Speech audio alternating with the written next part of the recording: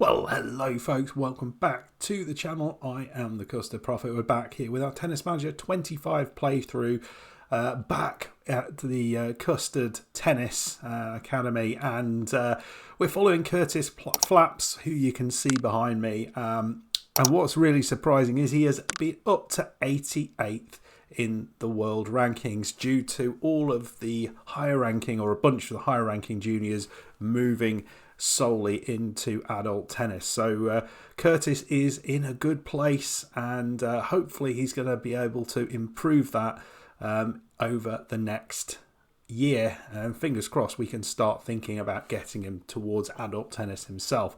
Let's dive in. Right folks, well, we have had a busy old period over Christmas, so we've been doing some training, and let's have a look how this has improved Curtis. It's been a bit tricky because he got a little bit, we wanted to focus on the physicals, and unfortunately he got a bit of an injury in the first training session when we were doing the physicals, which meant that whole week he basically didn't do any physical training. So we haven't been able to increase the physicals much more than than they were at the end of the last episode, which is frustrating, but we are working on that. Perhaps the biggest changes have been around serve, and you can see that we've got serve consistency now up to 9, so we've almost got 10s for all of those, and that was an important thing that we were trying to achieve. Mentals going really well also, and as you can see, anticipation and focus looking really good. And tactical skills not far behind. So I think mentally and physically looking good. Got some work to do in terms of the technical attributes, but happy enough with the way things are going. You'll see at the top of the screen we have got over £300,000 in the bank. There is good reason for this, and this is because the board have given us a little amount of money. I think it was just about £250,000 to help with achieving the new set of goals. So let's go and have a look what those goals are. So here we are. This is the goals that we've got. All of them are secondary objectives, so we don't have to do them. Somehow they are happy with what we're doing now. Don't know how, but there we go. Possibly because we have already achieved the first one of these goals, and that was to reach level 2 of the sports centre. Just as we ticked into the new season, the hard court was built. So there we go. We got that. We were below 2, and then we're above 2 with the building of that hard court. So we have achieved that. We need to recruit a player, and we're currently looking to do that. At the moment, I'm looking to bring in another trainer, and once we've done that, we'll look to bring in a second player. We need to get level 1 for the business centre. That's pretty close, and we're going to go some way to achieve that today. I've got a couple of things we're going to look to buy to help us get to that stage, and we need to get our reputation increased. That never happens, but if we can get, I think these 3 we could do, and that's going to make the board happy. In terms of the goals that we have set with Curtis Flaps, he wants to be inside the top 50 by the end of the year. I agreed with that. I thought that was very much a possibility. So that's what we're trying to achieve. Top 50 is where we're at. We're focusing on, as I said previously, junior 60 tournaments is the lowest we're going, with the odd junior 100 tournament. I think that is a good focus for now. We might push up then to junior 100 tournaments more regularly as we go forward. We should be able to qualify for them all. I don't think we'll yet be able to qualify for the Australian Open. I don't think that's a possibility, but we will try to qualify for the French Open. These are our youth team. We weren't actually, no one mentioned this, but these are our young players. And as you can see, we've got some players with a relatively decent average. This is the best player amongst them by the look of it. Sofia Skrabina, who's apparently, she looks awful. Looks genuinely terrible. But none of these look particularly good. I'm not sure what a good player will look like at this age though. So yeah, none of them look great. Let's provide a mentor with all of them, for all of them. And the training focus will be, for this one, a solid baseliner, Let's physical power. We'll go with that. That feels like an important thing to do. Youth and Scouting Centre at level 1.4. But here we go. This is the Business Centre currently. We're level 0.7. So we have 350,000 in the bank. So we're going to be able to make a couple of significant improvements. And we could do a bunch of these. But what we are going to do, we are going to upgrade the store to level 1. That'll be 2.1%. So let's upgrade the store. That's just going to take a month. And on top of that, so we've got £163,000 in the bank. We're going to upgrade the museum, which again gives us a bunch of money, but that will be another point. Another 2.1%. I'm hoping that will get us to where we need to be.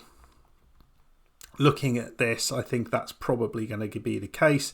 So we'll see how that goes. So hopefully that's going to make us. Hopefully that's going to get the board even happy with us. And I wonder whether, and let me know in the comments if this is true. Does a happy board, are they more likely to give you cash? Fingers crossed that's the case. But we've spent our money. We've got 50 grand in the bank. I think next up we will focus elsewhere. We don't want to just be focusing on the business centre. Maybe something like the multi-purpose field. This gives us an extra trainer, which we do want.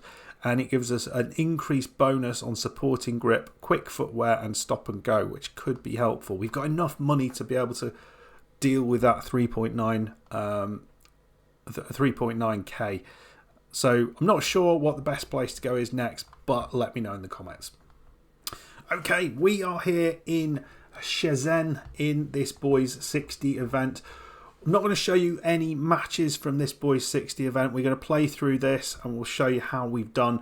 We're going to play, we've got then a break and then we'll come back for another event and then I'll show you a match there. But if we do well, if we get to the final of this Boys 60 event, we may show you the final. If not, because we're still early days. We're top 100, but we've not been anywhere like top 100 for a long. We're not really anything like top 100. We've just kind of like inherited that position. Right, let's go. So we're playing Arav Shawala, 304th in the world. How's it going to go? Well, comfortable victory against Arav Shawala, 7-5-6-3. This is what we like. First serve percentage very low, but it is early in the season. Fingers crossed that things get better. Who have we drawn in round 2? So we have Quincy Yao in round 2, 284th. We have played him before, beaten him before, won 6-2, 6-2 in Canada. He is a big on topspin and return. So what I think we'll do is just boost our serve a little bit. Right, let's see how that does.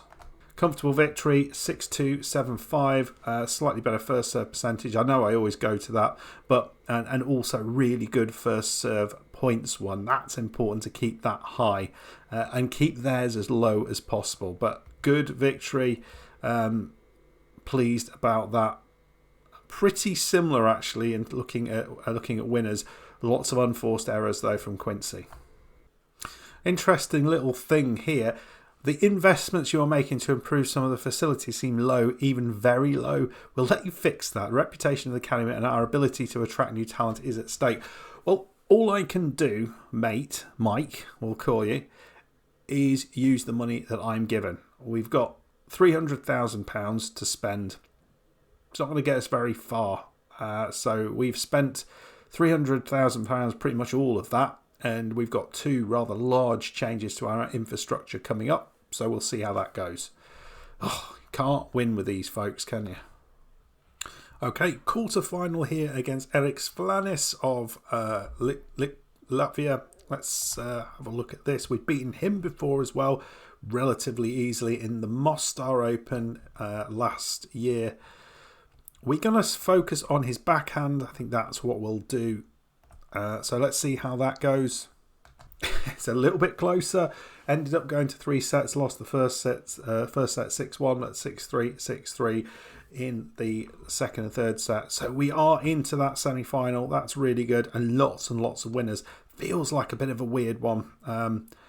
We've only saved one break point. That's the difference. Lots and lots of break opportunities against us, against his serve, but we didn't really make the most of them. Into the semi-finals we go. Dominik Wagner awaits us, 259th in the world. Not played him before. He's got good forehand consistency. His weakness is serve power and the backhand. I think what you do is you focus on the backhand again. That feels like the right play. Okay, let's see how that does. And in the end, well, Curtis Flaps gets beaten 6-4, 6-2 in the semi-finals against Dominik Wagner. Almost getting to a final, but pretty darn good at this level. Okay, we've just had Kristiana Strajkova join us as a trainer. Serve 12. Spins of 11, short rallies of 11. So we're just going to add her into the mix in terms of staff assignments. Okay, making some good progress here that you can see in physicals and serve power, serve consistency. Natural fitness is also up to 11 now. We keep getting that increased, but we really need to make some more work here. I'm not sure. I think maybe some of the boosts that we're looking at could have a positive effect there. So that's something we might need to look to do. Might mean that we really need to focus there as one of the next areas to boost. Okay, folks, we are in Dubai for the very next tournament. We've got a few games to play. It looks like it's going to get a bit more tricky. We've got Louis Mouffet, who we've played before. So we've beaten him before. We're keeping things exactly the same. So I'm going to play this one off camera, and then we'll come back for one of the next matches with the hope we are going to win this one. And yeah, comfortable victory. 6-love, 6-1 against Louis Mouffet. We have barely dropped a game against him. Apparently, he just really kind of is exactly the sort of player that we enjoy playing. Yeah, on to the next one. Right, on to round of 16. We play Eduardo Barbalaco. Again, I'm not expecting huge things here from them. So we've got a good win percentage. Return points, 1% is higher as our serve points percentage. We're concentrating on the backhand. My hope is we've got enough here to win this one. And we do. 6-4, 6-4. Comfortable victory. 59% first serve accuracy. That is more like it.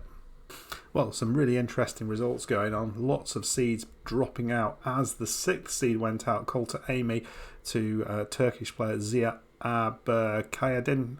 We're going to be playing him in this next round. Never played him before. And again, serve power, forehand consistency are his strengths. So I think what we will do is see if we can have a couple of changes. We'll backhand focus, and with the return of serve, we'll just stand a little bit further back and see how we do with that one. Well, we got through it in 3 sets, lost on the tie break in the first set, 7-6, but then won 6-3, 6-love. So that is awesome stuff. Into the semi-finals. So here it is, Livas Eduardo de Carvalho. Again, not played this guy before. Taken some good victories to get to this point. Not sure what to make. His balance and serve consistency is good. Serve power and underspin, not so good. So we should target his backhand, apparently. We'll go with that. Anything else that they're suggesting, because I'm a little bit lost as to what we might do.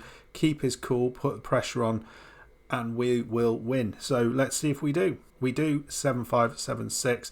We are into a Junior 60 final, and we will have a watch of this Junior 60 final against Vladimir Reverenko, which will hopefully give us our first tournament victory of the year in Dubai. Fancy. Okay, we're keeping everything exactly the same. Let's dive in. Let's see what we can do. He's troubled and indecisive. Not great. You have great dynamic. Use your last match for your self-confidence. I think this is motivation, despite it saying confidence. Damn it. Nothing happens. We'll try and work during the match to sort that out. But we need to relax him, need to motivate him. That's what needs to happen. Right, to the match we go. What can we do? Well, poor start, 15-40 down. But, you know, this is another final. That's a lovely hit down the middle. We have got this boost on hard courts as well. This is definitely something that should be helping us. And an ace. Lovely. Lovely. Right on the line. Oh, 2-1 up. And we have got an advantage this time on his serve. Can we make the most of this? Looks like it's got a bit of power.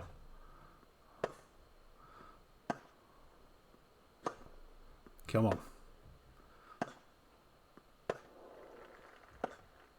Oh, it's a lovely hit, but into the net. Shame.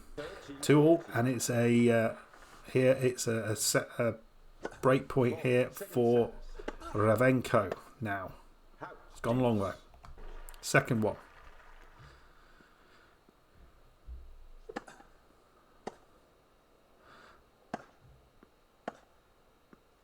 Oh, good length on that one.